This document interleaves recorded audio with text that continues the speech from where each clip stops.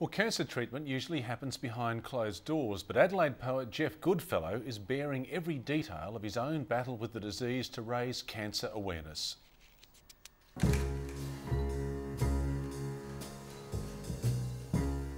In the head and neck ward, most of us blokes are 50 plus, old Marlborough men on alpine white beds.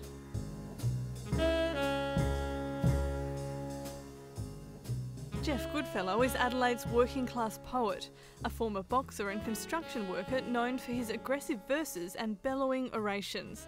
But when treatment for throat cancer saw him lose half his voice box, in his words, he became Whispering Geoff.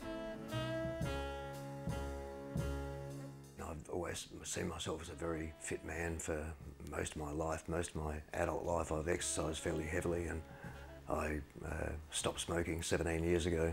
Don't drink alcohol at all, don't take any drugs, run, swim, lift weights, do sit-ups, push-ups every day, try and keep my body nice and toned, don't eat junk food, have looked after myself pretty well. So to get that sort of diagnosis was an absolute shock. Now, 6 months after surgery, with my radiation complete, my mouth is as dry as a cardboard box. Geoff Goodfellow documents his battle with cancer in his latest series of poems, Waltzing with Jack Dancer. Like now, it's 3:42 a.m. and I'm wondering what my weight will be at 7 when I usually rise. Yesterday it was 67.6 kilograms, 400 grams up on my minimum struck earlier this week.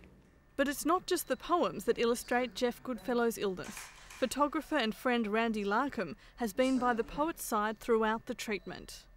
I photographed him just prior to going into hospital to have the tumour removed, and then I photographed him again after he'd come out and the tumour was taken out. And I don't know if it was him or I that suggested that maybe perhaps we should document the process all the way through. After I had cancer, he came to see me and he said we should get a photograph of you when you're still nice and solid, and he took a photograph that I posed for, and we thought that was a good idea. And then after I had the surgery, he said, yeah, I'd take another shot now, get that scar. And I said, well, let's do it in a similar sort of pose to the previous shot. And we did that, and one thing led to another, and we can't really work out whether it was he suggested or I suggested we should do a follow through and keep grabbing the procedures and photographing the various stages. Oh yeah, there's a packet of the little prosthesis. Randy Larkham's photographs capture everything from chemotherapy and radiotherapy through to surgery, where Geoff Goodfellow had a prosthesis put in his voice box.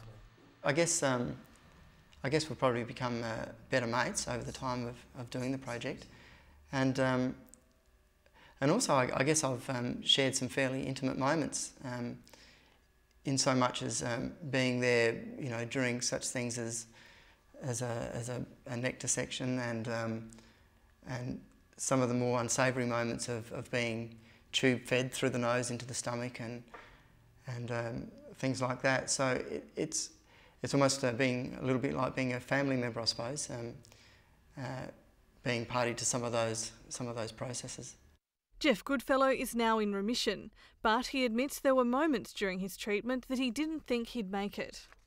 One afternoon, they put me into a private room at the Royal Adelaide Hospital, and there was a bloke in the adjoining private room, and we were both making sort of similar noises all day. We were both really uncomfortable, and his noises stopped in the middle of the afternoon. He passed on, and I really thought that that was going to be my fate later that night or overnight. I was pretty scared that night.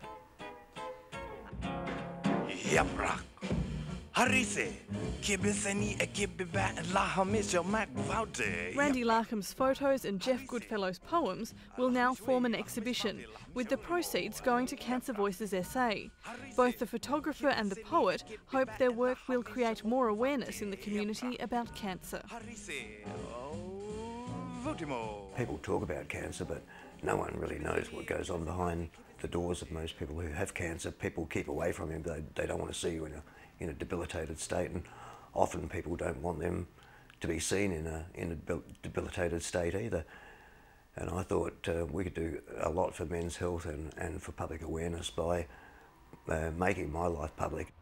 There were 60 to 80 cigarettes a day for 15 years, and over 20 half Coronas for another 10.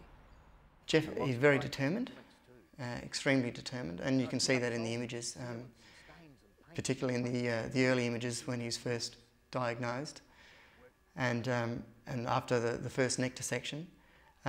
You can also see, though, I think in some of the images there's almost a trepidation or maybe even a fear in some of, as he goes in to have some of